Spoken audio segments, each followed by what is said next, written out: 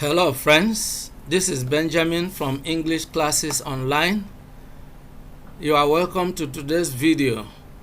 Today we are looking at report writing in the West African Senior School Certificate Examination and the National Examinations Council Senior School Certificate Examination. We shall look at formal and informal reports, what they are, and we shall be illustrating with past questions. Report writing is one of the forms of writing in which questions are usually set in these exams. So it is important for you to learn how to write a report. Even after you have completed your secondary and university education, report writing will still be very useful to you, because in whichever organization you may be working, you might be required from time to time to give a report. So report writing is an essential skill to acquire, as it is very, very important. It is of central importance to achieving career success in one's life. Now, if you are new to my channel, kindly subscribe to the channel and click on the bell icon so that whenever I upload a new video on this channel, you will be instantly notified and you will have free access to all the videos I upload on this channel. Let's get started with discussing what a report is all about before we get into the formal and informal. Now, what is a report? A report is an account of an event or situation. It is a systematic presentation of facts about a particular problem, event, or situation. A report is usually based on observation and analysis of facts, and it serves the purpose of providing information for decision making and follow-up actions. That's what a report is. It is a presentation of facts. It is an account of an event or situation. Now let's look at formal reports. A formal report is written as an official document and is submitted to someone who occupies an official position, e.g., the principal of your school, a divisional police officer, the head of an organization, etc. Consider the following question on formal report writing. You were an eyewitness to a fight in your dormitory in which a junior student was given a black eye, and the principal has threatened to expel the boarders unless the facts of the matter were known to him. Write a letter to the principal stating what actually happened. This question is from the West African Senior School Certificate Examination of June 1995. In this type of question, you are required to write a formal letter to the principal with the title Report of the Fight in the Dormitory. For example, there are no hard and fast rules as to the exact title you ought to give, but your title has to contain the key words, of the report. Informal report. An informal report is not required to be presented as an official document. So we can see the difference between a formal report and an informal report. In a formal report, you are giving the report in form of an official document. But in an informal report, you are just relating the incident to someone, in an informal manner. That's exactly the way it is. So we have seen that an informal report is not required to be presented as an official document. It could be an account of an event, problem, or situation to a friend, a relation, or classmates, etc. Consider the following question on informal report writing. You were among a group of students from your school who went on an excursion to places of interest in your country. Narrate to your classmates who did not go what you saw in at least 2 of the places visited and how you benefited from the experience. This is from Wassce of June 1996. In a question like this, you are required to simply write the title, the excursion to some places of interest in Enugu, for example. That's about informal reports. Let's proceed to look at how to actually write a report, illustrating how to write a formal report. In this video, we are looking at how to write a formal report, and we are taking this question for illustration from the Wassce of June 1995. The question is, you were an eyewitness to a fight in your dormitory in which a junior student was given a black eye and the principal has threatened to expel the boarders unless the facts of the matter were known to him. Write a letter to the principal stating what actually happened. Now let's look at how to write this type of report. You need to understand that you have been asked specifically to write a letter. So you are presenting the report in form of a letter. And because you are writing this letter to the principal of your school and it concerns an official matter, it is therefore a formal letter. A formal letter will contain your address and contain the designation and address of the addressee. And so we begin with your own address. You need to be creative in the exam hall. You see, you have been asked to write a report in a situation where the incident happened in the dormitory. So you will assume that you are a student in the dormitory, and that is why our address here reflects the dormitory. And if you look at it, look at our address: Hostel B, Room 4, Mbadiwe Block, Umuaba High School, Enugu. See, this is a block style of address, and it is punctuated, which makes it a closed block style. All right.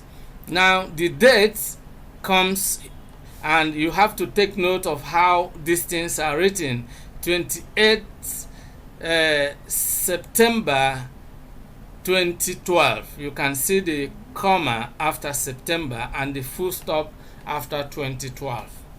Then the receiver's address, the principal, Umuaba High School, Enugu. Watch the punctuation marks as well. Then follows the salutation. For a formal letter, is always either dear sir or dear madam. Here we have chosen to write dear sir, and then that is followed with a comma. Then comes the title or the heading of our report, and here we have it in capital letters: Report of the fight in the dormitory. Now, there are 2 ways of presenting your titles. You can use this method, which I prefer. I call it the total capitalization method. You write everything in capital letters and you do not underline. And if you should use the other method, it means you have to write a combination of capital and small letters, and there are certain rules to follow. Rule number 1, the first word in the title must begin with a capital letter. So in report, R should be capital, others will be small letters. Then we have 2 classes of words in English: the content words and the function words. The content words are words that have meaning in themselves, and they include nouns, verbs, adverbs, and adjectives. And of course, the function words are those lesser words that are used to join other parts of the sentence together. They don't essentially have meaning in themselves, such as of. Of is a preposition, so it should be in small letters. The article the should also be in small letters because it is a function word. And then fight is a noun, so it should be in capital. It should start with capital letter F. Others will be in small letters. In is a preposition, is a lesser word, and it should be in small letters. D again here is a lesser word and should be in small letters. Then dormitory should start with capital D. And when we have done this, then we underline, right? We underline when we use a mixture of capital and small letters. But if we write in capital letters as we have done here, we don't need to underline. And I advise candidates to use this method if they might commit some error while attempting to write the other one.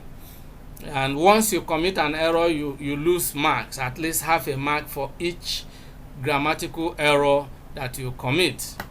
Having said this, we are now through with our title, and the next thing is the introduction. A letter or a report or any other form of writing is made up of three major parts: the introduction, the body, and the conclusion. It is in the introduction you present the subject matter. You introduce the subject for discussion. And that's what we want to do in our first paragraph. Now, I want you to understand that paragraphing is of paramount importance. You have to indent your paragraph. Whenever you start a new paragraph, you can see that we left a space here. That indicates that a new paragraph is beginning here. And when we come to the second paragraph, we leave equal space, and in fact that makes our work look organized, and then you won't lose marks under organization, because in marking your report or your letter or your speech or your story or your article in any of these exams, the markers have some parameters that they use in assessing the quality of your writing. And these are four major parameters. They are known as organization, beginning with the content, then organization, expression, and mechanical accuracy. So organization has to do with how the various parts of your piece of writing are well organized according to the convention. Now, our first paragraph begins here. I write to report to you what actually led to the fight that recently took place in the dormitory, in which a junior student was given a black eye. You see, we have just decided to introduce it simply here. That is what the report is all about. I write to report this incident to you, and then you can go ahead to narrate the incident. And that's what we are doing in paragraph 2. The incident occurred in the morning of 10th June 2012. I was in my corner getting ready for the Sunday fellowship when I heard the sound of a slap and the voice of someone crying near the entrance.